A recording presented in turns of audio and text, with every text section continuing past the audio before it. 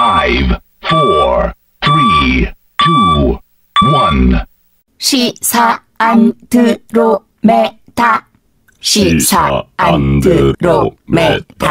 시사 안드로메다.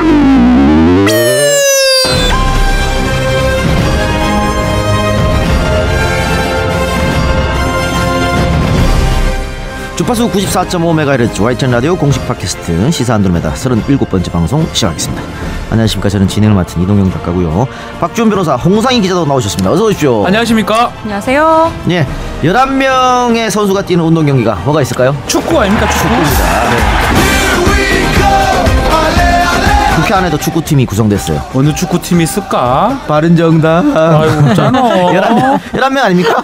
수명 있었는데 갑자기 11명으로 줄었어요. 축구팀 11명은 뭔가 견고함이 느껴지는데 네. 국회 안에 11명은 너무 견고하지 않나요? 견고하지 않음이 느껴집니다. 그래요. 어쨌든 9명의 의원들이 자유한국당으로 가면서 네. 11명이 고군분투해야 되는 상황인데요. 자유한국당으로 간 분들은 요즘 어떻게 지내는지 모르겠습니다. 그 국민의당이 지금 워낙 시끄러워가지고 자유한국당의 친박계 갈등 이게 좀 수면 밑으로 가라앉아 있어 보이는 것 같아요. 그렇죠. 튀어나올지도 모르겠습니다만 어쨌든 예. 이런 가운데 김무성 의원이 모셔올 사람은 또 모셔야 한다 이런 얘기를 했고 홍준표 대표는 문을 닫는다. 문 닫아라. 문 닫았다. 근데 속 뜻이 정말 그럴까요? 그건 모르겠습니다. 네. 어쨌든 그래서 오늘 시사 안드로메다에서는 한때 바른정당, 지금은 자유한국당 철새. 아닙니다. 죄송합니다. 예. 김영우 의원을 모시고 보수 통합 또 그 밖에 전국 현안에 대한 의견을 들어보겠습니다. 시사 안드로메다가 선정한 이번 주 최고의 안드로메다인 바로 이분입니다. 안드로메다.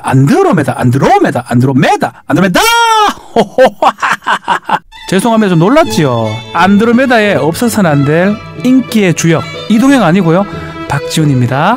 오늘은 팟캐스트에만 들을 수 있는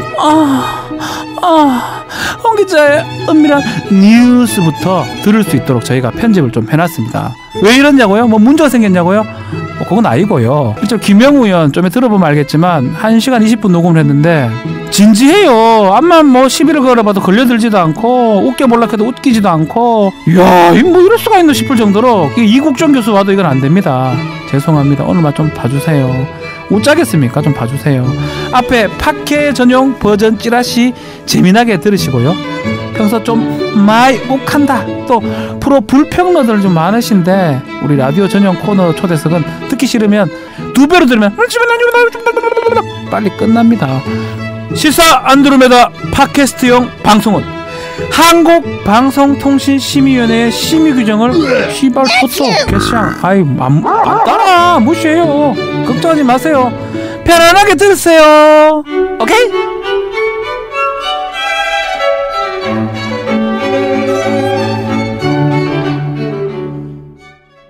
(49금) 여기부터는 불방 버전 팟캐스트 전용 구역입니다. 지금부터 방송되는 내용은 FM 94.5MHz YTN 라디오와는 전혀 관련이 없음을 미리 사전에 분명히 고지합니다. 이 방송을 청취하시던 분들은 잠시 숨을 고르시고 고 스톱을 결정하시기 바랍니다. 특히 도덕성이 남달리 투철하신 분들, 순진무구하여 비속어와 욕설에 익숙하지 않은 분들, 심신미약자, 빈속, 임신부, 노약자, 고혈압, 컨디션 안 좋으신 분, 비위약하신 분들은 주의하시고 꼰대들은 절대 사절합니다.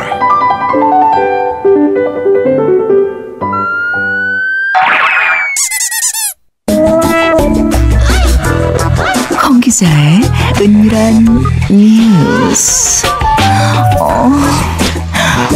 이거 실화냐?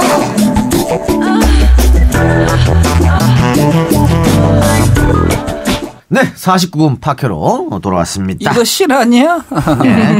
자, 홍 기자의 은밀한 찌라시가 준비되어 있는데 오늘 또 오랜만에 방청객이 한 명 왔습니다. 네. 홍 기자의 사촌 동생. 네. 미인.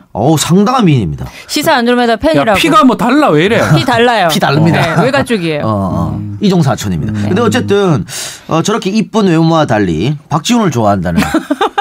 제대로 된 판단이에요. 씨발 이해가 안 되네. 시발이라니. 저희 와이프랑 비슷하게 생겼어요. 예. 아주 뭐. 그래요. 하여튼 방청객이 왔기 때문에 힘을 내서 한번 해보러 갑시다. 오늘 홍 기자 의문한 찌라시 뭡니까? 이거 준비하다가 정말 힘들었어요. 한화의 주먹의 역사인데. 주먹 역사. 이게 너무 많은 거야 자료가. 주먹 쓴 게 너무 많습니까? 아니 그러니까 한 사람만 있는 게 아니라 아버지, 얘들 형. 다 쳐요.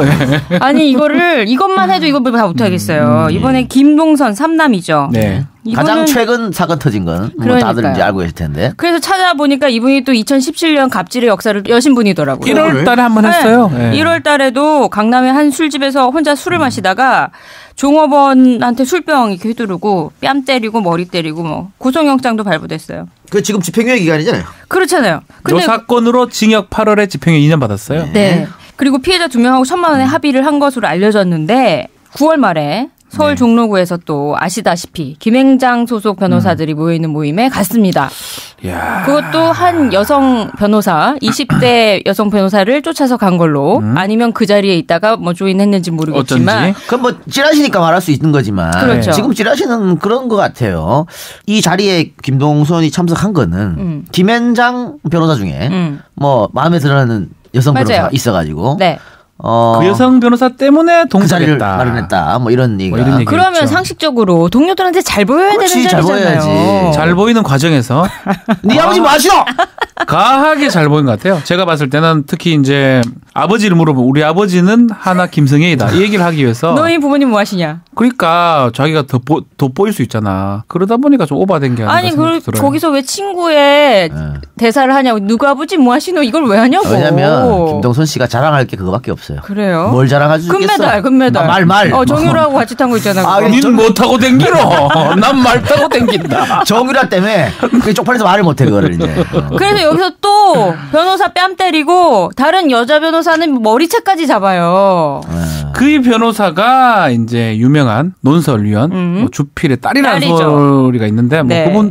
그 부분도 찌라시입니다 사실은. 네, 아직까지는. 그렇죠. 어찌됐건 간에 그렇게 해놓고 무릎 꿇고 사과하는 심정이라고 했는데 국민들은 그렇게 보지 않죠. 저도 그렇게 안 보고. 사과가 아니고 습관 같아 이 사람. 그러니까 결국은 이게 술이야 술. 네, 이 지금 맞아요. 뭐 아까 2017년 얘기도 했습니다만 2010년에도 난동 호텔에서, 부렸잖아요. 네. 호텔에서 난동 부리고 재물손괴 불구속 입건된 적도 있고 그때도 유리창 깨트리고 이랬는데 그때도 술이었거든. 똑같아. 결국은 다 술인데 이번 사건 같은 경우에도 자기가 잘 보여야 될 사람들 앞에서 처음에는 아마 예의 바르게 했겠지. 그렇죠. 근데 술에 한잔 들어가니까 또 갑자기 또 이제 똥기박이 정신이 발휘돼가지고 또 그랬지 않을까 싶은데 그러면은 이건 치료가 필요하죠. 그렇죠. 근데, 본인도 그걸 느꼈든지 사과문에다가 치료하겠다. 이렇게 썼어. 근데 치료학원 말고는 지금 큰일 났어요. 뭐 상대 변호사들은 처벌 원치 않는다고 해서 거기에 대해서는 뭐 벗어난 듯 싶지만 대한변호사협회에서는 이거 진상조사 그렇죠. 따로 하고 고발하겠다고 했거든요. 변호사협회에서 개인 변호사들에 대해서 이렇게 강하게 빨리 고발 조치를 내리는 경우 제가 본 적이 없거든요. 아 근데 같은 변호사라도 어때요? 이게 좀 10명이나 변호사가 있는데 네. 이런 난동을 부르는데 그냥 입 꾹 다물고 넘어갔다? 제가 있었으면 야 이 개새끼야.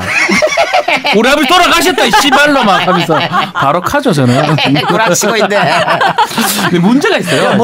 머리채 잡히는 것도 모자라갖고 여기 밑에 털도 잡아주세요. 넌 이랬을 놈이야. 근데 여기 문제가 네. 선배 변호사들이 있었다는데 그러니까 김현장의 그 분위기도 있는 것 같아요. 김현장이니까 하나그룹을 쉽게 못한다라 이런 생각이 좀 있었지 않을까. 아니 김현장이 하나그룹 사건 많이 했으니까. 네. 그렇기 때문에 역시 돈이지 돈. 뭐니 해도 뭐니. 그러니까 나는 정말 좀 청년 변호사 아닙니까? 예? 돈이 뭐 중요하노. 좀 멋있게 뭐 하는 짓입니까? 이렇게 할 수 있는 거 아니야? 그렇죠. 나는 그랬으면 좋겠다는 생각도 들어요. 그리고 보면 지금 이 김동선이 28밖에 안 됐잖아요. 애잖아요. 그건 변호사 젊은 사람들이 얘보다 나이 많은 친구도 있었을 아니, 가능성이 있어. 변호사들이 대부분 사법시험 그렇지. 되고 뭐 하려 그러면 그렇지. 30 다 넘어야 대부분. 그런데 그 앞에서 이렇게 개망신을 당하고도 아무런 이야기를 안 했다고 하는 것은 그래서 제가 부끄럽습니다. 사실 김현장 가오 안 산다 변호사. 미안합니다. 김현장 소속 변호사 우리 후배들 친구들한테 전화를 좀 해봤어요. 네, 몇 명 뭐래요? 돌려보니까 모르기도 하고 또 부끄러워하는 친구들도 있더라고요. 근데 이제 그게 김현장의 문화이기도 하고요. 글쎄요, 좀 아쉬운 부분은 좀 있습니다. 자 그러면 이쯤에서 네. 우리가 아까 얘기했죠. 지금 대한 변협에서 나섰다고. 아유, 우리 변협 좋죠. 예, 그래서 대한변협의 김현 회장. 아, 우리 회장님? 네네. 알아요?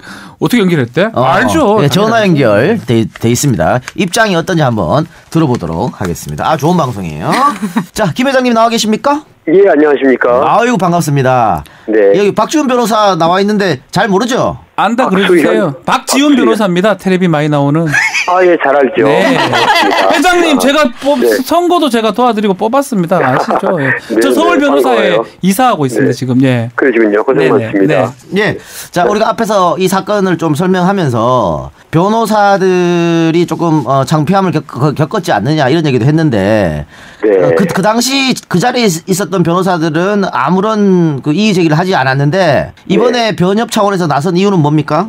저는 저희 대한변협 회원들을 각별히 사랑합니다. 네. 그런데 우리 소중한 회원들이 아무 잘못 없이 그 의뢰인의 지위를 악용한 사람한테 그 뺨을 맞고 머리채를 휘둘렀다는 말을 듣고 제가 분노를 느꼈습니다. 그리고 아무리 돈이 많고 재벌 3세라 해도 변호사들의 네. 그 품위와 직업적 자긍심을 짓밟아서는 안 된다고 생각합니다. 그래서 네. 설사 우리 피해를 입은 변호사들이 가만히 있나 하더라도 우리 대한변협이 가만히 있을 수는 없다. 우리 대한변협이 앞장서서 우리 회원들을 지키고 보호해야 되겠다.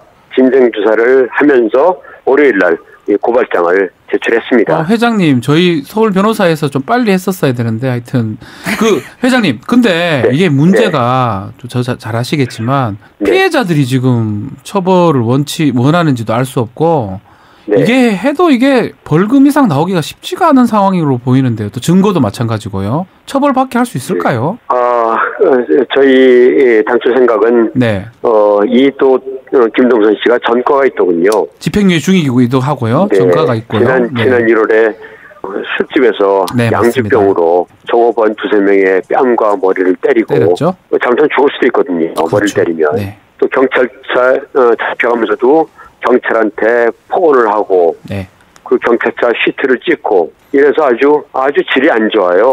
그래서 네, 맞습니다만은 3월달에 징역 8월에 집행유예 2년을 받았거든요. 맞습니다. 예. 근데 지금 집행유예 기간입니다. 그렇죠. 그런데 또 거의 똑같은 범죄를 또 저질렀어요. 네. 그래서 저는 이 범죄가 단순히 벌금형으로 끝난다고 생각하지 않고요. 질이 안 좋습니다. 회장님, 그래서 저는 이렇게 생각합니다. 네. 충분히 구속이 될 수 있고 실형이 나올 수도 있다. 실형까지요. 네. 그렇게 되면은 집행유예 실효되잖아요. 지난번에 그 8월 집행유예 예. 그것까지 취소가 돼서 예. 다시 8월 실형을 살 수도 있다. 이렇게 생각을 했습니다. 그 피해자들이 유감스럽게도 이 피해 변호사들이 오늘 처벌을 원하지 않는다는 네. 그런 의사를 밝혔다는 거예요. 그렇죠. 그래서 저는 굉장히 아쉽습니다. 이런 사람 2번이나 이렇게 하는 사람은 정말 고치지 못하는 거를 제가 여러 사례를 봐서 알고 있거든요. 네. 회장님, 이번 기회에 좀 따끔하게 벌을 줘서 좀 고쳐야 되는데 예. 좀 아쉽습니다. 네. 회장님, 네. 피해자들이 처벌을 원하지 않으면 이게 반의사불법죄이기 때문에 처벌이 안 돼도 지금 말씀하신 대로의 절차를 통하면 상해죄로 처벌할 수 있다. 그렇죠. 폭행죄는 반의사 불벌죄지만은 상해죄는 그렇지 않기 때문에 상해요? 만약 피해자들이 그 상해를 입었으면 그러면은 저희 대한변협의 고발로 얼마든지 처벌할 수가 있죠. 근데 또 일각에서는 네. 그 변호사들이 가만히 계셨었고 지금은 또 처벌을 원하지 않는다고 말씀을 하신단 말이에요. 이런 네. 부분에 대해서 뭐 속된 말로 좀 비겁하지 않느냐. 네. 이런 의견들도 있으신데 어떻게 생각하세요? 저는 그렇게 생각하지는 않고요. 저는 저희 회원들의 의사를 존중합니다. 이분들이 그 신입 변호사입니다. 기껏해야 한 30살 남짓한. 근데 그 나이 때 신입 사원이란 것은 굉장히 위축이 돼 있고 자기 의사보다는 조직의 의사를 더 눈치 보고 생각하는 것이 정상입니다. 이분들이 그렇게 아주 활달하게 의사 표시를 하지 않아요. 네. 젊은 변호사들이 그렇게 신입 변호사라고 이렇게 대등하게 대화하는 그런 분위기는 아닙니다. 네네네. 회장님. 저같이 그런 일을 당해도 아마 그렇게 쉽게 행동하지 못했을 겁니다. 회장님 지금 말씀 들어보니까 김현장이 잘못했다 이 말씀입니까 그러면? 김현장 그러면 안 되는 거죠? 그렇게 또 쉽게 말할 수는 없습니다. 회장님 또 강하게 좀 얘기해 주세요. 저도 사실은 네. 그 조그마한 로펌을 경영. 저도 로펌 좀 해란 거 합니다. 예. 네. 아시다시피 변호사한테 의뢰인은 너무나 소중한 거죠. 그래 뭐 그 말이 네. 안 맞잖아요. 하여튼 뭐 김현장에서 좀 더 좀 적극적으로 했으면 하는 아쉬움은 있는 거잖아요, 그죠? 저는 김현장도 이해합니다. 또 이해하십니까? 예. 네. 왜냐하면 생각해보세요. 사업을 경영하는데 예. 가장 큰 고객이 떨어져 나갈 수 있다. 그러면은 신중하게 해야죠. 회장님. 그렇다면 책임 있는 경영자로서는 또 조심하는 것이 또 저는 이해가 됩니다. 네. 회장님, 상대가 누구건 간에 이 갑질하는 기업들 이번에 근절시킬 수 있도록 끝까지 처벌해 주시기를, 처벌을 이끌어내 주실 수 있기를 바라겠습니다. 그렇게 할 겁니다. 네. 우리 회장님, 우리 변호사 회장님 부탁드리겠습니다. 사랑합니다, 회장님. 박지훈 변호사예요. 네. 감사합니다. 네, 감사합니다. 네. 네, 우리 김현 회장님께서는 두루두루 사랑하시는군요. 네, 두루두루 사랑하시기 때문에 김현장도 이해하고 뭐 인생이 그런 거 아니겠어요? 피해자들도 그러니까. 또 이해하고. 네?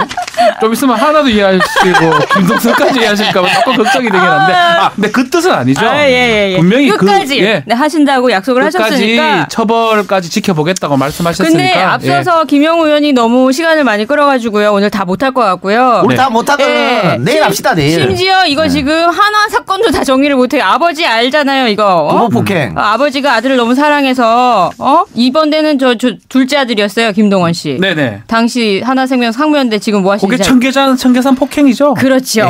2007년에 서울 청담동 가라오케에서 술을 마시다가 북창도 클럽 종업원 일행과 시비가 붙어서 맞았죠. 그랬더니 이제 회장이 김승현 회장께서 경호원과 용역업체 직원을 동원해서 종업원 4명을 청계산으로 끌고 갔습니다. 네네. 쇠파이프로 마구 때렸습니다. 내 아들 눈을 맞았으니 너도 너도 눈을 맞아라. 환불합이야? 코에는 얘는 얘 눈에는 눈 이거 아이가. 네. 근데 더 재밌었던 것은 이분이 이제 2심 항소심에서 징역 1년 6월에 집행유예 3년, 네. 사회봉사 명령 200시간으로 감형됐는데 법원이 아들이 폭행을 당한 데 대해 아버지로서 부정이 앞선 나머지 사건을 저지르게 됐다는 이유로 집행유예를 선고해가지고.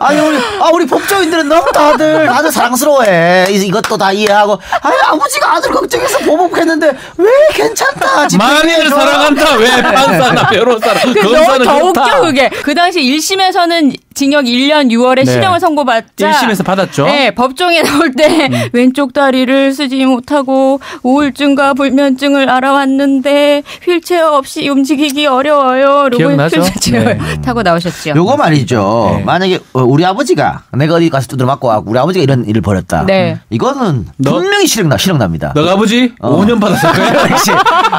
왜냐면은 우리 대한민국 법원은요 사적 보복을 용납하지 않아요. 돼요. 그렇죠. 절대 안 되죠. 사적 보복은 아니. 감히 우리 법원을 무시하고 이렇게 생각한다고. 이 작가 아버지 이 작가 안 사랑해요?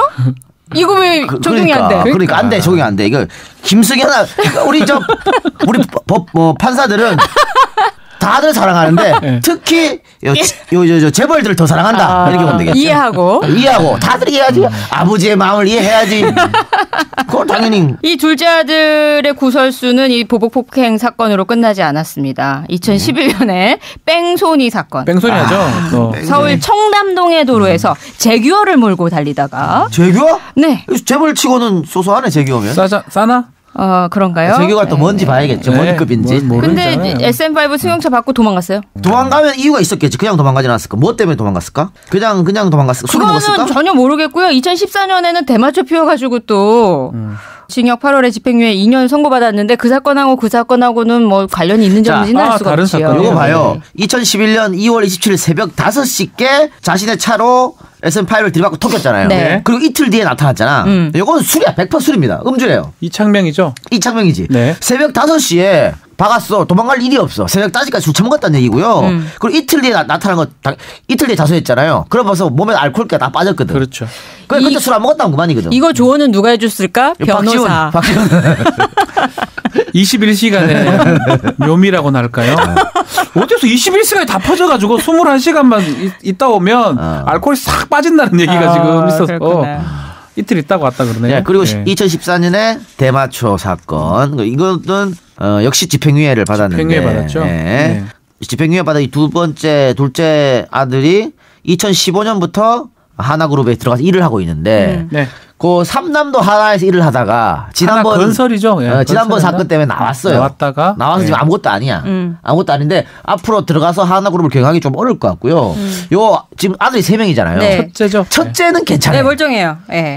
일단 이 집 구석에서 괜찮다 그러면 사건을 안 쳤다. 네, 그것만으로도 괜찮아요. 없는 걸로 일단은 첫째는 실제로 이제 제 장교 때도 몇 번 봤었는데 왜요? 같이 근무를 했습니다. 오. 예.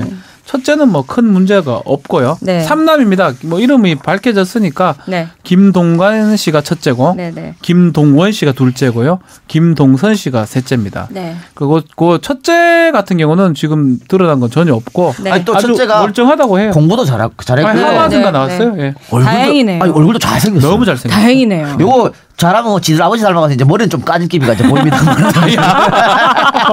그거 뭐 죄가 됐냐? 아니, 제가 죄는 아닌데 아까 얘기했잖아. 잘생겼지만 아버지 닮아가지고 그건 조금 그 그럴 얘기도 가능성이- 못해요 우리가? 그래. 사랑하자 좀. 마지막으로 제가 주옥과 같은 말씀을 한마디 드리겠습니다. 고 김종희 하나그룹 창업주의 말씀이 있으세요. 아버지죠. 네, 생전에 하신 말씀인데요. 남자는 술도 좀 마시고 담배도 피워보며 그렇지. 단맛 쓴맛 다 봐야 한다. 무엇을 하든 간에 훌륭한 인물이 되려면 쓸데없는 것은 하나도 없다. 며 호연지기를 키울 것을. 그렇지. 이 집안이 원래 이런 DNA야. 이래갖고 그렇죠. 저 김승현 회장이 만 30도 되기 전에 회장 됐잖아요. 그룹 총수가 됐어요. 예. 그룹 총수 돼가지고 저 다리 또 올려놓고 임원들 보고 이리 와라 저리 와라 반말 찍찍하고 이 둘째 아들 폭행 사건 때도요. 법원에서 그랬어. 검사님. 아구창 안 돌려봤어요? 검사가 예 저는 안 돌려봤는데요. 할 정도로 아니 그거는 이제 이런 부분도 있어요. 의리남. 아 정말? 멋쟁이. 의리로 유명해요. 진짜 멋쟁이에요. 아들하고도 의리를 지키기 위해서 폭행하는 아들하고 의리야?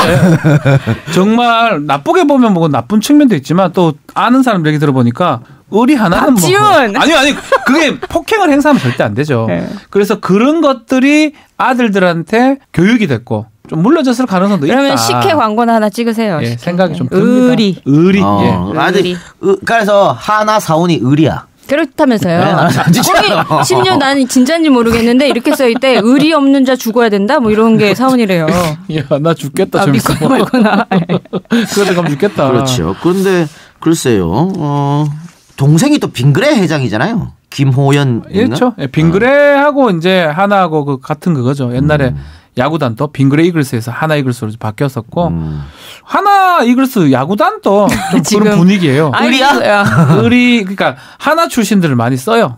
그러니까 그 그룹 전체 분위기가 좀 그런 지금 분위기. 총체적 난국이잖아요. 일본 생각이 가가지고 야구 선수 성추행해갖고. 그러니까 지금 하나가 선수가 SNS 글 좀 잘못 올려가지고 그랬고. 그것도 네. 문제가 됐고요. 네, 또 뭐 그리고 지역 비하하고 뭐. 지역 비하 대통령 비하하고 그거는 뭐 정신 좀 그런 거고 또 그리고 한 선수는 일본 훈련과 성추행 좀 네. 혐의에 좀 있고 구설수에 오르고 있는 상황입니다. 근데 이제 그 하나가 이 집안이 의리를 그렇게 중요하는데 동생하고는 그래 의리를 안 지켰네. 소송하고 뭐 이렇게 빙그레. 의리는 뭐 돈 앞에서 무너지는 거야? 아유 잘 무너지죠. 예. 알겠습니다. 자, 어쨌든 뭐 하나그룹 이야기는 여기까지만 하고 우리 저 여기 찌라시에서 못한 게 재밌는 게 많은데. 아니, 다 못했어요 지금. 청와대 지금 뉴미디어 네. 가이드라인 문제요. 굉장히 네, 시끄럽거든요. 맞아요. 이거 재밌는 건데 이거 내일 합시다. 네, 그럽시다. 네, 내일 네. 우리 팟캐스트 버전에서. 하나도 다 못했어요 사실. 하나 다 했잖아. 아니 뭐 그 아직 폭행 사건 많이 남았어. 많이 남았어요. 하지 말죠. 그만해요. 네, 우리 그만해. 광고 안 들어와. 네. 그러네. 아, 승현이 형.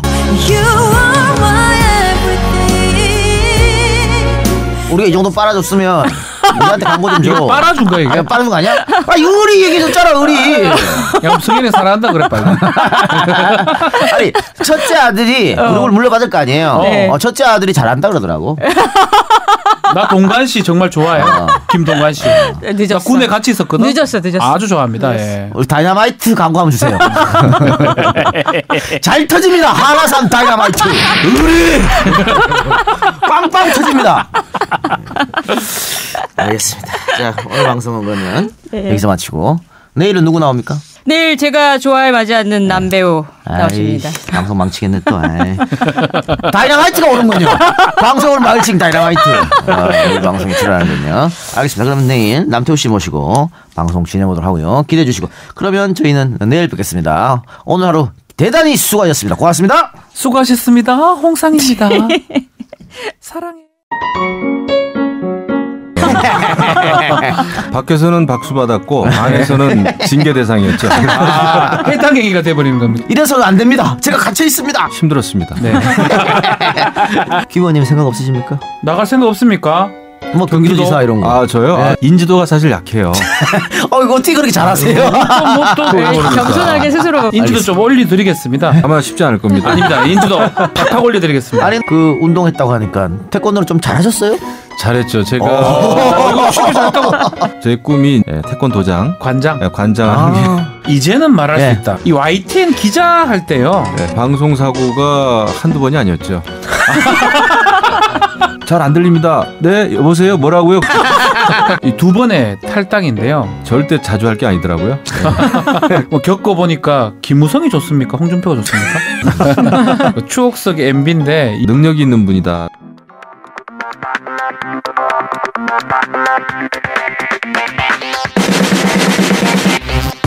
최근에 뭐 이명박 전 대통령으로 검찰 수사가 이루어지고 있고 굉장히 그 MB를 좀 겨냥한 거다. 표적 수사죠. 잘못됐다고 봅니다. 적폐 유통기한을 딱 9년 딱 잡고 합니까? 노무현 대통령 일가 640만 불 등등등등. 그 MB 쪽에서 우리도 풀 게 있다라고 하던데 왜 없겠어요? 이명박 전 대통령이 포토라인에 서게 될 것이다. 바람직하지 않다고 봅니다. 요 근래 김종대 의원의 페이스북에 쓴 글로 이번 경우에는 적절치 않다 생각을. 우리가 대응 사격 안 한 걸 문제점 삼았더라고요. 야, 이거 보다 확실하고 구체적인 대응 매뉴얼의 부재다. 자유한국당 원내대표 경선 어떤 분이 김성태 의원인가요? 저는 뭐 이번에는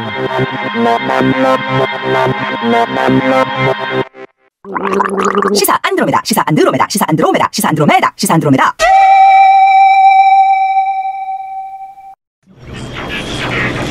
주간 안드로메다. 본부는 응답하라. 응답하라. 본부는 응답하라. 응답하라.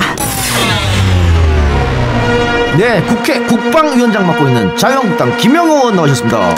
반갑습니다. 네, 반갑습니다. 김영우입니다. 국방위원장. 위원장을 우리가 모셨네요. 그러니까요. 네. 요즘에 뭐 귀순병사 네. 사건도 있고 이 안보 굉장히 중요하지 않습니까? 제일 중요하죠. 네, 국방위원장으로서 다른 상임위보다 더 어깨가 좀 무거울 것 같습니다. 어떻습니까? 우리가 이제 뭐 경제 정책이나 다른 이제 사회 정책, 복지 정책 이런 거는 조금 잘못해도 나라는 유지가 되거든요. 근데 안보 정책은 한번 망하면은 나라가 망하는 거죠. 그렇죠. 그래서 굉장히 제가 어깨가 좀 무겁고요. 북쪽에도 이제 위원장이 있죠. 김정은이죠. 남쪽에서는 제가 하고 있습니다.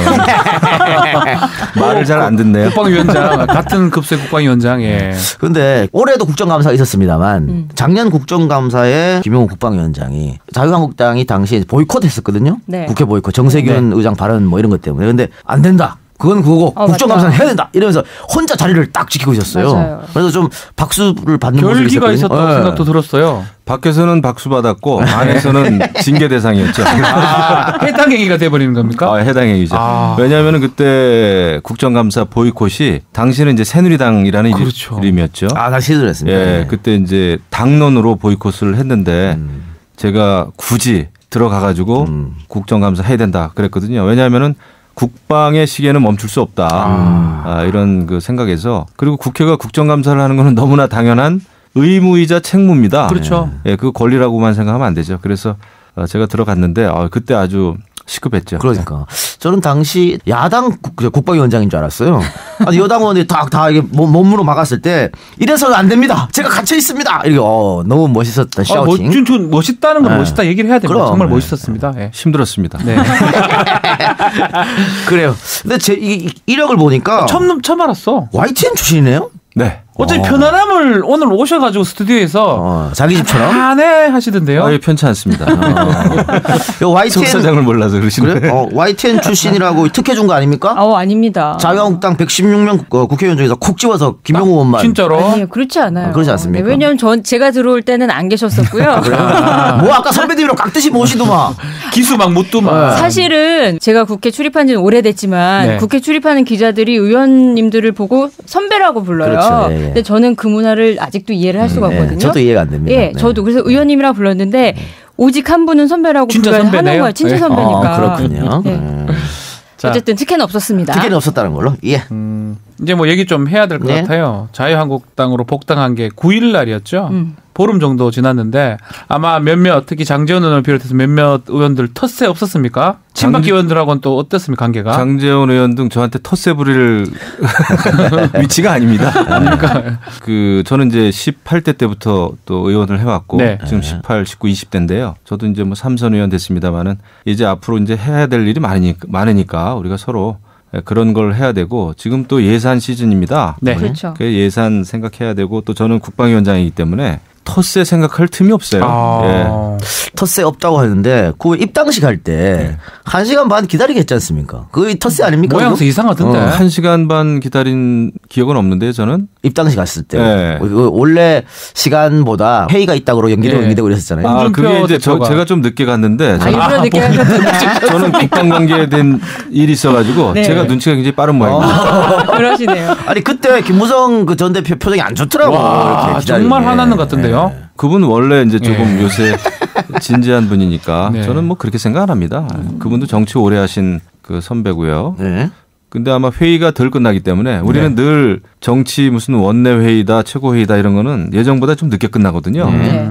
그 회의 끝날 때까지 좀 기다린 거죠. 뭐 네, 그것을 그러니까. 이제 언론에서 무슨 뭐 이렇게 군기 잡았다 막 그렇죠, 이러는데 그렇죠. 예. 그 육선 의원이 그렇게 쉽게 군기 잡힐 의원이 아니죠. 의원실의 문패는 바꾸셨어요? 아 지역, 네. 예, 지역 사무실 바꿨죠. 아. 예. 지금 아마 저기 뭐야 네. 수능 잘 보라는 그 플랜카드를 붙였을 거고 네. 제가 이제 어제 오늘 못 가봤는데 지금 그 간판을 제조 중에 있어요. 그래서 이제 수능 끝났으니까 아마 곧 플랜카드 천막 내리면은 새로 그 간판 달릴 겁니다. 뭐 학생들 시험 잘 보세요. 뭐 예, 국회의원 그거죠. 김영우 이렇게. 그렇죠, 예. 그렇죠. 수능 얘기 나와서 말인데 예. 두 아드님도 오늘 녹음 기준으로 오늘 시험 보지 않으셨어요? 쌍둥이입니까? 아들은 제가 하나로 알고 있는데 아, 죄송해요. 그 밑에는 딸입니다. 네, 죄송합니다. 재수 아들, 딸은 그냥 치는 거. 그냥 아, 고3. 재수를 했군요. 남매가 같이. 예, 예. 잘 봤답니까? 아우, 못 물어보죠 그거. 왜요? 아버지로서 아까 이제 카톡이 좀 오고 갔는데 네. 뭐 이렇게 기분이 썩 좋은 것 같지는 않아요. 그래서 저도 참 마음이 무겁습니다. 어려웠대요 조금. 시험 어려웠대요. 예. 포항에서 무사히 치렀으니까 다행이고요. 천만 다행이죠. 그 국회의원들이 이제 수험생들 이제 위로하고 격려한다고 플랜카드 많이 걸잖아요. 예, 부산에 우리 전재수 의원 맞아요. 걸었다고 욕 엄청 얻어먹었다더라고. 네. 이름이 재수인데 지금 아, 그러네. 삼수 재수가 심지어 전 재수 이러니까. 예. 넌 재수. 예. 예. 그래요. 김무성 대표 이야기 나왔으니까 네. 모셔올 사람은 또 모셔야 한다 이렇게 얘기했고. 홍준표 대표는 문을 닫았다, 문을 닫는다 했는데 이거 어떻게 봐야 됩니까? 그러니까요. 예. 그 두 분의 입장이 좀 다를 거예요. 네. 다를 수밖에 없고 홍 대표 입장에서는 지금 이제 당내 무슨 개파 문제니 뭐니 해가지고 일단은 당을 좀 추스려야 되는 입장이기 때문에 더 이상의 어떤 분열 이런 건 이제 혼란이 올 수도 있다 이렇게 생각하겠죠. 그래서 일단은 추스리는 게 더 급선무일 테고 김무성 의원 같은 경우에는 복당한 입장 아닙니까? 저도 마찬가지지만 그렇죠. 복당한 입장에서는 보다 많은 사람들이 많이 복당해서 좀 더 자유한국당의 좀 볼륨을 키우는 게 좋지 않겠나 뭐 이런 생각이겠죠. 저는 그 두 분 다 이해가 좀 가요. 그래서 김무성 의원한테 조금 쏠리는 건 사실이죠. 근데 이제 홍준표 대표도 내년 초에 보수 대통합 예. 그 추진한다고 했기 때문에 이제는 더 많은 분들이 들어와야 되고 또 새로운 분들 영입하는 거 이거는 굉장히 우리가 좀 걸어가야 될 길이라 이렇게 흐름이다. 생각하죠. 예. 앞서 바른정당 지금 축구팀 됐다고 말씀하셨는데 11명. 또 오실 분도 있나요? 계신가요? 농구팀 만들려 그런 건 아니겠죠. 제가 가까운 의원들이니까 전화 예. 통화하고 그럽니다만은 친하잖아요. 그래도. 좀 이제 혼란스러움은 좀 있겠죠. 근데 야. 뭐 유혹할 일도 아니고 막 또 설득할 그렇죠. 일도 아니고요. 결국 저는 크게 봤을 때는 보수가 하나로 뭉치는다고 하는 그 명분은 필요한 것 같아요. 그래서 방금, 언제 네. 어떻게든 만나야 된다 생각합니다. 예전에 새누리당 탈당하실 때 진정한 보수의 가치 실현을 위해 새누리당을 떠난다 하셨었는데 그렇다면 바른정당에서 어떤 한계가 있으셨는지. 그러니까 진정한 보수 가치 실현이 안 되는 건지. 정권이 바뀌고 나서 이제 야당이 됐고 바위의 계란치기. 이라는 생각이 좀 들었고 나 홀로 개혁이라는 게 참 어렵구나. 이 정치를 하려면 뭔가 사람을 불려나가고 새를 불려나가야 이게 정치가 되는데 계속해서 우리가 쪼그라드는 느낌이었습니다. 그러니까 우리가 주장하는 바는 옳지만 옳은 정치를 주장하지만 옳은 정치를 같이 할 사람이 없는 거예요. 어필이 안 된다 이 말이잖아요. 어필이 전혀 안 예. 되고 무슨 정치라고 하는 것은 수도자의 길하고는 좀 다르지 않습니까? 그렇죠. 명분 없이 그냥 뭉칠 수는 없는 거 아닙니까? 정치라는 게. 저는 이번에는 솔직히 제 고백을 하자면 네. 저는 뭉치는 게 명분이었습니다. 아. 이 명분을 자꾸 만들고 조건을 달고 조건을 만드는 거 자체가 저는 조금 솔직히 좀 부끄러운 일이다. 네. 지금 이미 정권을 내준 상황 아니겠어요? 우리 네. 보수가 잘못해서. 그랬는데 이런 상황에서 우리가 막연하게 개혁만 한다고 될 일이 아니라 개혁도 무슨 새가 있어야 이게 되겠더라고요. 그래서 저는 눈 딱 감고 이번에는 뭉치는 게 우선 순위에 맞다. 그래서 왔습니다. 예, 뭉치는 게 명분이다 이렇게 말씀하셨는데 자유한국당을 나올 때는 분명히 이 당이 문제가 있어서 우리가 나온 거 아니겠어요? 물론이죠. 그럼 다시 들어갔을 때 명분을 뭉친다고 하는 건 좀 명분이 약해 보이는데요. 그 이제 뭐 해석을 또 그렇게 하시는 분들이 많죠. 예. 근데 이제 지난해 우리가 이제 최순실 국정농단 때문에 이건 도저히 이건 아니다. 나왔죠. 그리고 이제 그때 또 박근혜 대통령은 또 반성의 어떤 기미도 전혀 없었습니다. 네. 그래서 이거 우리가 박근혜 대통령을 탄핵하는 마당에 당에 그냥 남아있는 것도 이것도 말이 안 된다. 그래서 나오게 됐죠.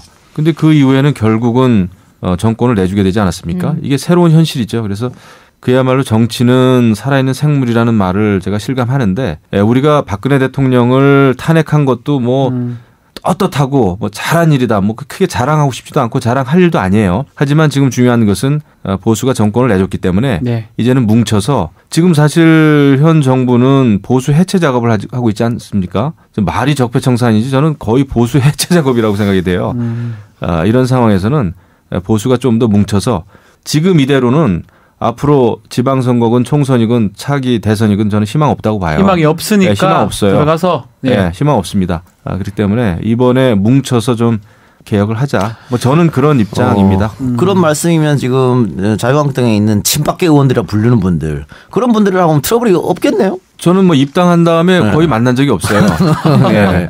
중요한 것은 뭐 사람도 사람이지만 잘못된 정치 행태가 정말 문제예요. 문재인 정부도 적폐청산한다 그러면서 사람에 대한 편견이나 선입견 가지고 사람을 타겟으로 하는 거는 저는 조금 문제가 있다고 보고요. 그런 이제 정치 행태를 우리가 이제 바로잡기 위해서 뭘 해야 되는지 이건 이제 우리가 좀 논의를 좀 해봐야죠. 그러면은 최경환 의원, 원유철 의원, 이우현 의원 이런 분들 지금 다 뭐 압수수색 당하고 조사받을 가능성 또 검찰에 출두할 가능성이 높은데 이런 것들도 문재인 정권이 보수 주의기를 하기 위해서 이렇게 한다고 생각하십니까? 건건이 제가 이야기할 수는 없지만 예. 전반적인 분위기로 봐서는 적폐청산한다고 그러면서 MB 정부하고 박근혜 정부 요 시기에 딱 국한해 가지고 지금 적폐청산하고 있지 않습니까? 네. 그 전에 거슬러 올라가는 것도 아니고 그래서 야 이거 적폐청산도 유통기간 유효기간이 있구나. 이 현 정권이 말이죠. 그것을 마음대로 그냥 재단을 하는 것 같아요. 잘못된 일은 물론 고쳐야죠. 잘못된 행태는 고쳐져야 되는데 지금 뭔가 뭐 군사령부 정치 댓글 문제 또 국정원 메인 서버 민간인이 참여하는 적폐청산 TF팀에 다 까발리고 있지 않습니까? 이거는 있을 수가 없는 거예요. 이건 정말 초법적입니다.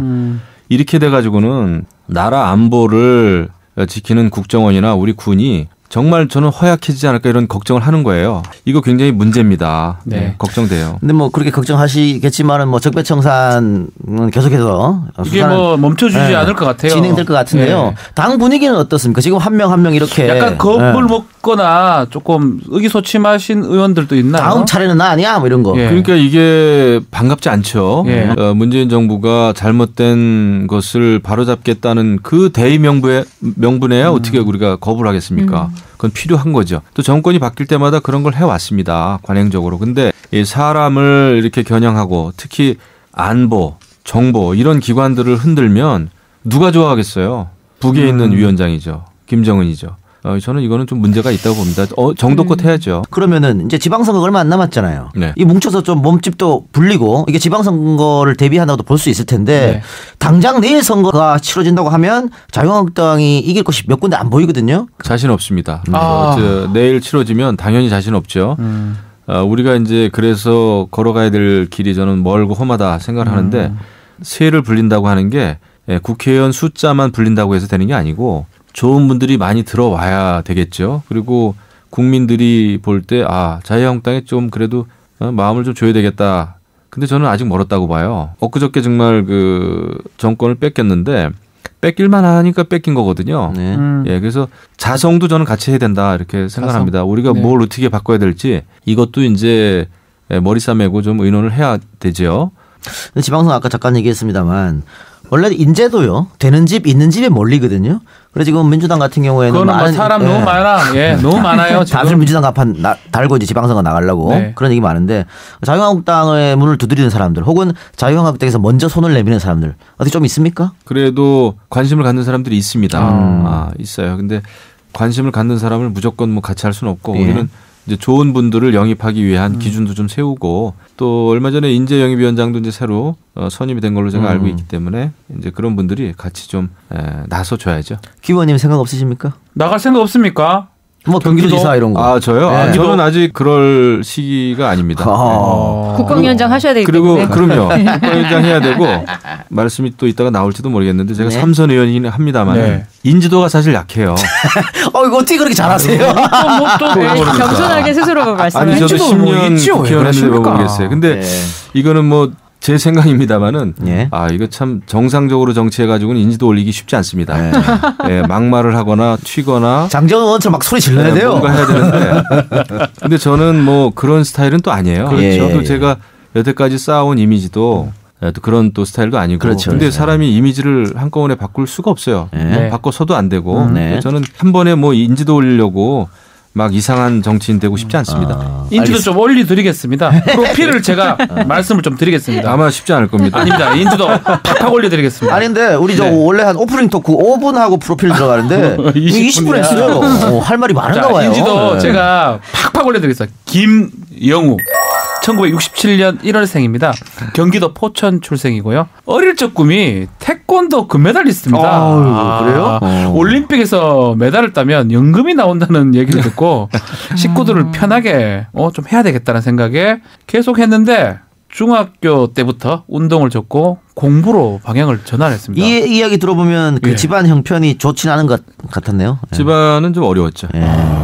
그래서 내가 메달 따면 우리 식구들이 다 먹이 살리겠다. 예, 뭐 그런 생각이 좀 있었습니다. 그러니까 늦게 이래 공부를 시작했는데 네.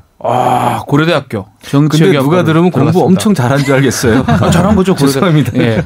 그리고 YTN에서 기자 생활을 했지만 IMF 여파로 직장을 그만두고 미국 로스쿨로 유학길을 떠났습니다. IMF 옆으로 직접 그만뒀다는 건 어떻게 해고당한 겁니까? 해고는 아니고 네. 그때 우리 YTN 식구들 정말 그 고난의 행군 네, 했어요. 네. 그때 1997년, 98년 IMF 딱 닥쳤는데 네. 뭐 월급을 우리가 뭐 한 5, 6개월 받지 못하고 그때 정말 우리 선배님들 또 우리 동기들 또 후배들 고생 진짜 많이 했습니다. 그렇죠. 그래서 네. 제가 아까 친정인데 좀 좋지 않냐 편하지 않느냐 그러는데 저는 그렇게 고생했던 분들을 그러네요. 만나는 거고 해서 한편으로는 조금 부담도 있어요. 네. 동기들 후배들도 이제 중견 기자가 됐더라고요. 20년이 지났지 않습니까? 그렇죠. 네, 그런 뭐 심정이죠. 예. 자, 한국으로 돌아온 후에 이명박 전 대통령 당시 서울시장이었죠. 만났고요. 그 인연으로 2007년 대선 전국에서 이명박 대통령의 싱크탱크 역할을 했던 국제정책연구원의 정책국장을 지내면서 그 이후에 정치에 입문하게 됩니다. 18대 선거 당시는 포천시하고 연천군 지역구였는데요. 인지도가 그때가 정말 2%였어요. 인지도 2%도 안 되더라고요. 2%. 그래서 무모한 도전이라고 했지만 그 무모한 도전에서 승리를 하고 여의도 국회에 입성을 합니다. 이후 19대, 20대 드디어 3선 의원이 되는데 지금은 경기도 포천 가평 네. 의원입니다. 2016년 12월 새누리당을 탈당하고 2017년 1월 24일 바른정당을 창당했습니다. 또 최근에 11월 8일 날 바른정당을 탈당하고 자유한국당으로 다시 복당을 했고 새누리당 대변인, 바른정당의 최고위원 등을 지냈고 지금 국회에서 국방위원회 위원장을 맡고 있습니다. 그 운동했다고 하니까 태권도를 좀 잘하셨어요? 잘했죠. 제가 말씀을 서울 구경을 처음 한 것도 6학년 때 이제 저기 태권도 대회 때문에 서울에 처음 와봤거든요. 이야. 그리고 상당히 잘했습니다. 그래가지고 제 꿈이 이제 호주나 뭐 캐나다 이런 데 가가지고 이제 태권도장 관장. 관장하는 게 꿈이었는데 몇 단쯤 됩니까 그러면? 단은 1단인데 예. 시합을 많이 다녔죠. 예. 와. 아유, 함부로 얘기하면 안 되겠네요. 발차기 날아올 수가 있으니까 조심스럽게. 운동 왜 접은 거예요 그러면? 그 제가 운동을 해서 좀 효도를 하고 싶었는데 네. 중학교에 들어갔는데 중학교 1학년 담임 선생님이 네. 너는 왜 이렇게 운동을 뭐 열심히 하냐? 야, 운동해서 그거 쉽지 않다. 너 공부를 해라. 그러면서 참고서 3권을 주시더라고요. 우와. 완전 정복, 완전 학습 필승. 예. 그래가지고 표준 단가 뭐 이런 거. 예, 그래가지고 그때 이제 저는 공부를 열심히 하라는 얘기를 태어나서 처음 들어봤어요. 그래서 그 선생님 말씀 듣게도 이제 공부를 하니까 또 시골이다 보니까 조금만 하니까 뭐 쑥쑥 올라가더라고요. 그래가지고 결국 이제 운동부에서 나왔죠. 착한 학생이었네. 예, 뭐 그렇게 됐습니다. 결국은 또 자랑이신 것 같은데 공부를 잘하셨다니. 아니, 매치가 좀 되는 게 네. 운동을 하셨고 지역구도 포천이고 태어난 곳도 포천이고 포천 연천에 군부대가 많습니다. 네. 어쩌면 이 국방위원장이 되는 게 좀 준비된 상황이 아니었나 또 생각도 들어요. 그렇죠. 우리 지역은 그때 최전방이고 군인들을 많이 보면서 자랐고 그다음에 제가 이제 학교 다닐 때도 그렇고 역사에 좀 관심이 많은데 네. 결국 나라의 흥망성쇠 뭐 외교 뭐 이런 거에 좀 관심이 많아지더라고요. 그래서 이제 자연스럽게 초선 때도 국방위원 했고 네. 그다음에는 내리 6년을 또 외통위원 했고 이야. 지금 다시 국방위원 하는 겁니다. 네. 그래서 저는 10년을 외교 국방만 한 거예요. 예. 초선 때 국방이 다 안 갈라 그래가지고 서로 안 갈라 네, 서로 안 갈라 그래서 어쩔 수 없이 간 거 아닙니까? 비어서 갖는 거라고. 아닙니다. 저는 뭐 소신을 가지고 갔고 지금 그때 18대 초선 때 국방위원이 누구냐 하면은요. 네.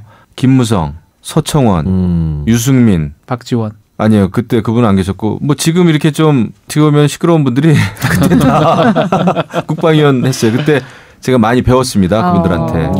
너무 재밌는 거는 MB하고의 인연이네요. 예. 네.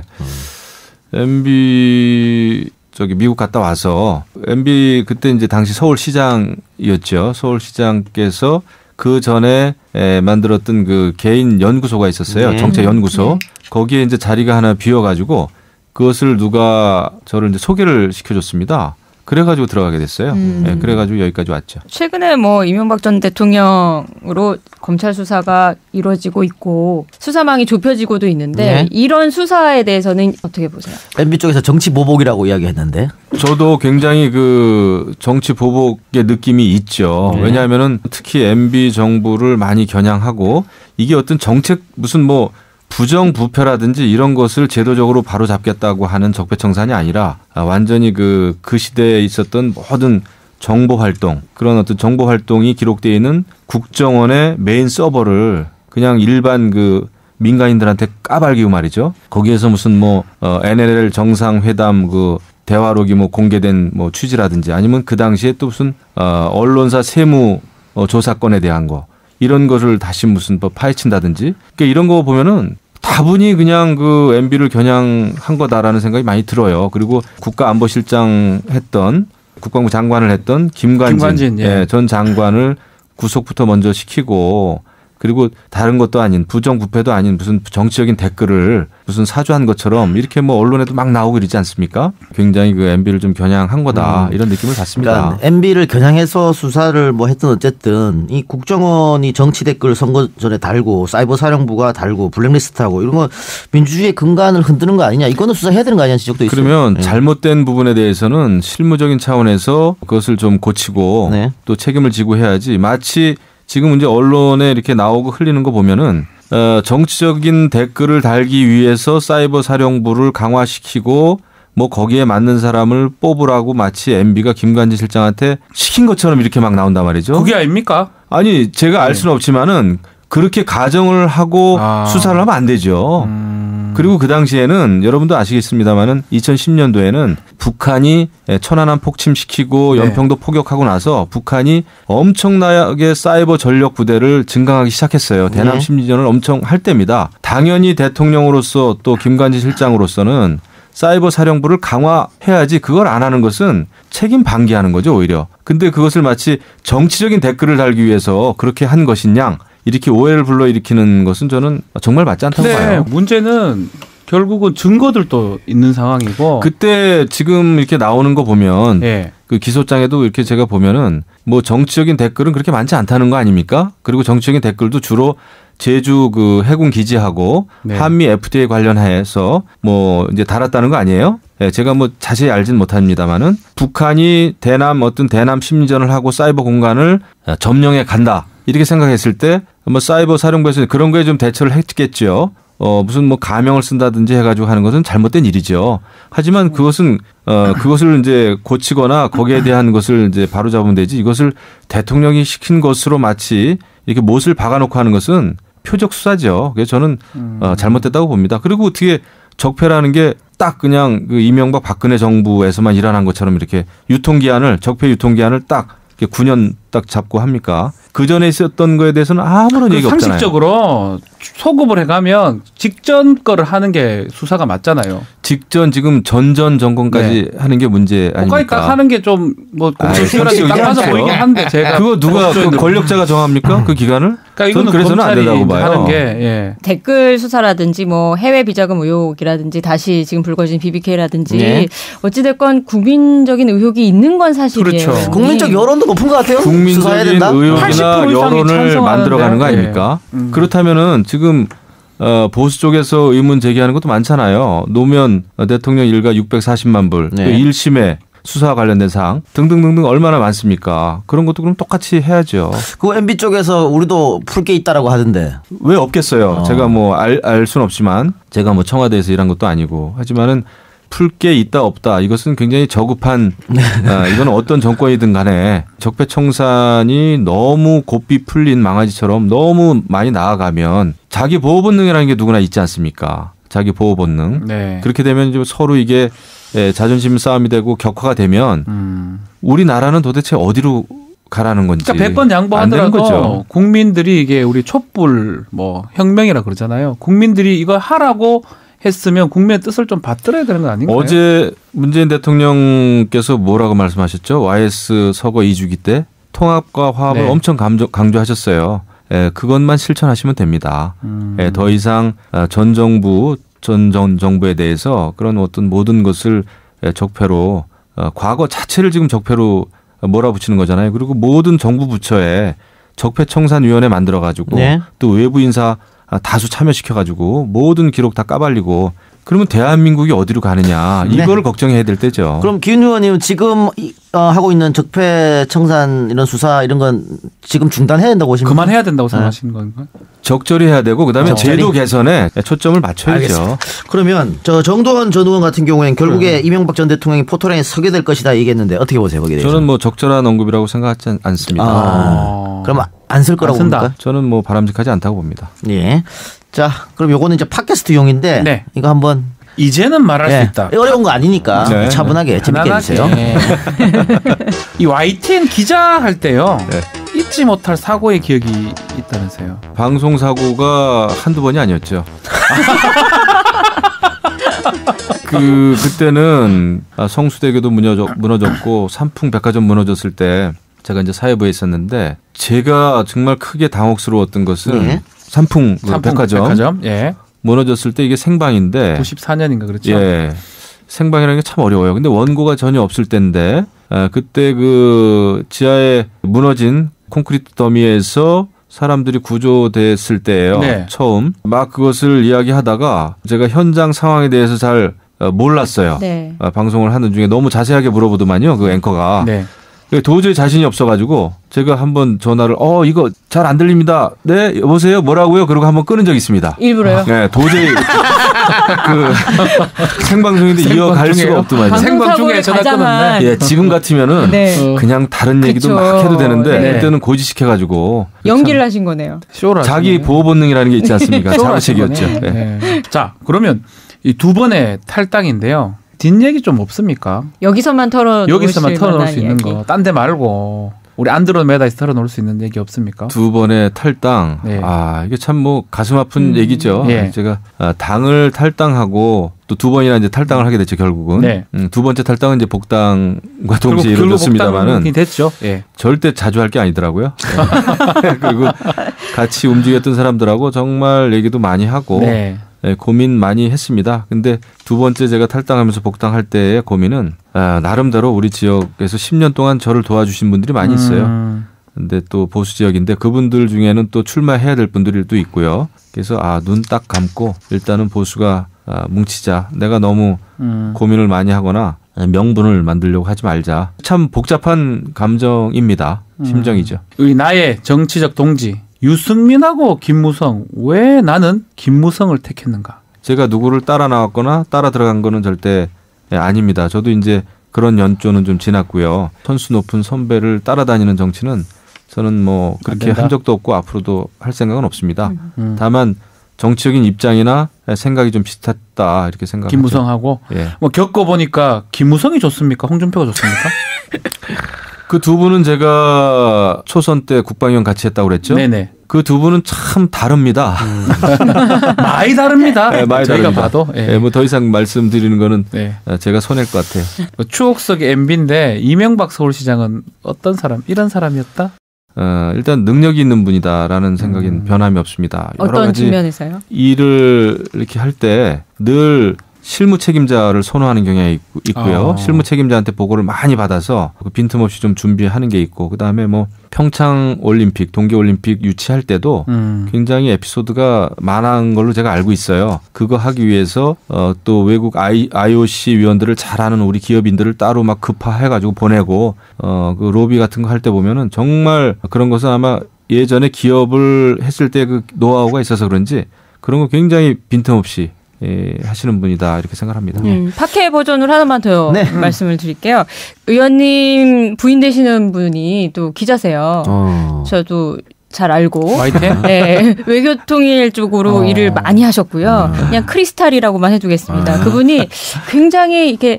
성함이 수정이군요. 수정이구나. 네. 다 해놓고. 큰 언니 같은 스타일이고 네. 굉장히 온화하시고 후배들이 되게 많이 좋아하는 스타일인데 저 같으면 남편인 기자가 기자인 남편이 정치하겠다면 저는 절대 안 돼요. 근데 반대 안 하셨어요? 반대했죠. 아하. 네. 똑바로 생각해라. 진지하게 생각해라. 제가 또 당선될 가능성이 없었기 때문에 굉장히 참 힘들어했습니다. 네. 2% 인지도 2%. 근데 언니 같다고 그러는데 제가 생각해도 제 누나 같아요.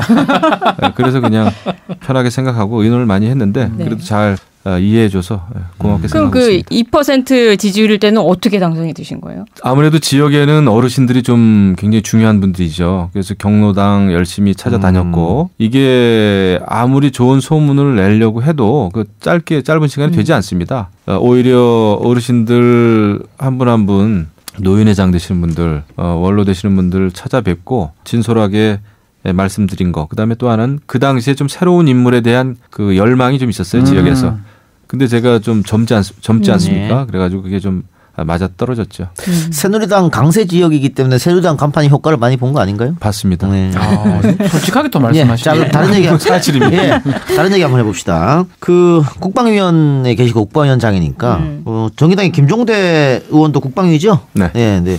요 근래 김종대 의원의 페이스북에 쓴 글로 논란이 지금 굉장히 많이 되고 있어요. 이국종 교수와 관련해서 어떻게 보셨어요? 김종대 의원님 굉장히 능력 있고 국방위에서도 열심히 하시는 분입니다만 이번 경우에는 적절치 않다 생각을 좀 하게 됩니다. 왜냐하면은 이국종 그 의사께서는 북한 귀순 병사를 살리는 게 제일 중요하고 그리고 우리 진보도 북한 주민에 대한 좀 그 인권을 생각했으면 좋겠어요. 북한 주민 자체에 대한 인권을. 지금 우리나라 진보당이나 진보 쪽에서 북한 인권에 대해서는 별로 이야기를 안 하지 않습니까? 예. 그렇죠. 예, 그거는 상당히 좀 모순이라 보고 북한 인권법도 정말 제가 이제 새누리당 때 대표 발의를 했는데 정말 어렵게 통과가 됐습니다. 북한 인권사무소도 역할을 좀 더 많이 해야 되는데 그 이사진이라든지 이런 거 구성이 잘 안 되고 있어요. 지금 여당 쪽에서 상당히 그 지지부진한 그 모습을 좀 보였습니다. 그래서 우리가 이제 북한의 핵 문제, 미사일 문제만 신경 쓸 것이 아니라 북한 인권 문제를 국제사회에 제대로 알리고 또 바깥 세상의 그런 진실을 북한에 많이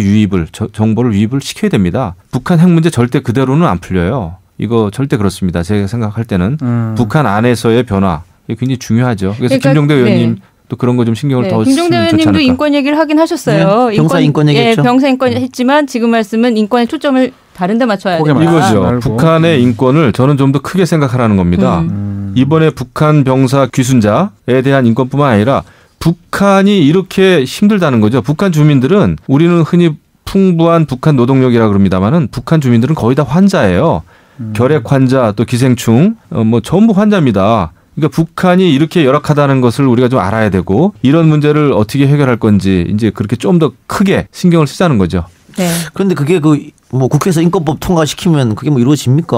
뭐 힘이 하나도 못 미치잖아요. 아닙니다. 네. 그것은 우리가 의지를 가지고 어떻게 하느냐에 따라서 달라지고요. 우리 대한민국의 국민들의 인권도 예전에 유엔의 인권위원회에서 우리나라 보고 계속 인권 보고서 내라 뭐 해라 이렇게 했기 때문에 좋아진 측면도 있어요. 지금 북한도요. 북한 그 인권에 대해서 유엔에서 굉장히 신경을 쓰다 보니까 예. 보이기 위해서라도 북한이 인권 개선의 어떤 노력을 안 할 수가 없습니다. 네. 그래서 그냥 국제회의에도 대표를 막 보내고 북한이 이제 그렇게 조금씩 변할 수가 있는 거죠. 우리가 더 강하게 이제 푸시할 필요가 있죠. JSA 얘기가 나왔으니까 자유한국당 쪽에서 이 병사가 넘어왔을 때 우리가 대응 사격 안 한 걸 문제점 삼았더라고요. 어떻게 생각하세요? 이거 참 미묘합니다. 네. 국방위원장으로서 생각이 좀 많아지는데 네. 결과적으로 확전 안 된 거는 결과적으로는 좋은 일이죠. 다행스러운 잘된 거죠. 하지만 거죠. 예. 하지만 다른 또 MDL에서도 이런 사건이 일어날 수가 있습니다. 그러면 앞으로도 만약에 확전은 안 됐지만 이 월남하고 싶은 북한 병사나 북한 주민이 총을 맞았을 때 계속 우리는 지켜만 보고 환자로서 병원에 후송만 하면 되는 겁니까? 그렇지 않거든요. 대응을 해야 됩니다. 경고 사격 할 수 있죠. 북한이 무조건 총을 쏘지 못하도록 근본적인 대책을 마련하는 것도 굉장히 중요합니다. 이것이 확전이 안 됐다는 거에 우리가 안일하게 그냥 만족할 것이 아니라 네. 유사한 사건 사고가 일어나지 않도록 우리가 적극적인 대응 매뉴얼을 빨리 만들어야 됩니다. 이번에 또 네. 문제가 됐던 게 MDL을 북한군 하나가 쫓아오느라고 넘어왔고 또 총도 MDL 넘어서 쐈어요.